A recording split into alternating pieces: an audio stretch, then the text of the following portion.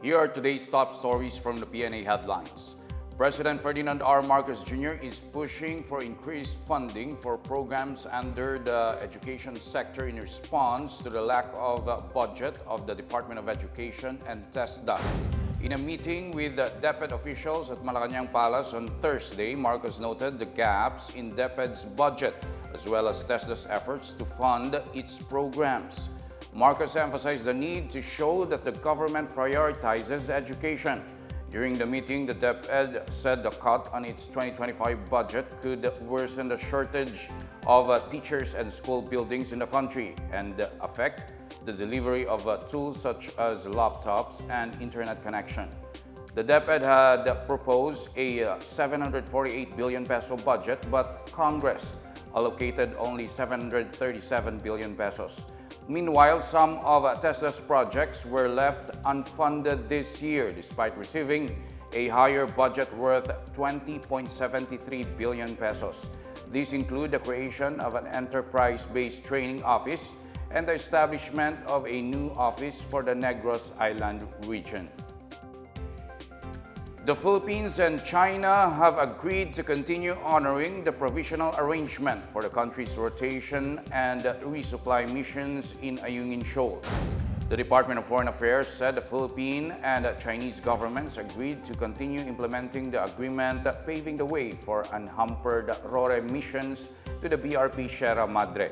The DFA said this is to sustain the de-escalation of tensions without prejudice to respective national positions. The parties also held frank and constructive discussions on the situation in the South China Sea. The two governments agreed to reinvigorate the platform for Coast Guard cooperation and also identified ocean meteorology as an avenue for marine scientific cooperation. The Philippines, meanwhile, raised the recent events in the area, particularly the activities of the Chinese Coast Guard's monster ship 5901. As well as the CCG vessel 3103 in Philippine maritime zones. The two governments were represented by DFA Undersecretary Maria Teresa Lazaro and Chinese Vice Foreign Minister Chen Xiaodong. Lazaro emphasized President Ferdinand R. Marcos Jr.'s commitment to peaceful resolution, saying there is genuine space for diplomatic and pragmatic cooperation in dealing with issues in the South China Sea. The Metropolitan Manila Development Authority is recommending a shift in working hours for government workers to help address the traffic situation in Metro Manila. The MMDA is pushing to move the work schedule for government offices to 7 a.m. to 4 p.m. A survey showed that local government units that implemented 7 a.m. to 4 p.m. schedule reported a positive effect on the traffic flow in their respective areas. The MMDA said a schedule shortened travel time during peak hours and decreased delays in Metro Manila's major thoroughfares. Around 175,000 government employees in the National Capital Region who drive their own vehicles to work will be affected by the policy. Meanwhile, over 223,000 personnel who use public transportation will be able to avoid rush hour. MMDA Chairperson Romando Artes said the recommendation will be submitted to President Ferdinand R. Marcos Jr. once it is approved by all 17 mayors of NCR. San Juan City Mayor and MMC President Francis Zamora, as well as Pasay City Mayor Emi Calixto Rubiano, have expressed support for the 7 a.m. to 4 p.m. policy. The Department of Migrant Workers is considering whether to suspend deployment of Filipino workers to Kuwait in light of the death of OFW Jenny Alvarado. Migrant Workers Secretary Hans Leo Kakdak said the incident puts under scrutiny the condition of the estimated 250,000 Filipinos in Kuwait, 90 to 95% of which are household workers. Kakdak clarifies that another option for the DMW would be to implement stricter policies in deploying Filipinos. Meanwhile, Kakdak said the Philippine government is monitoring the investigation into the events that led to Jenny Alvarado's death on January 2.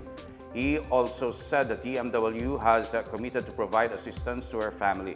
Alvarado and her two co-workers reportedly died of coal suffocation after inhaling smoke from a heating system in their workplace.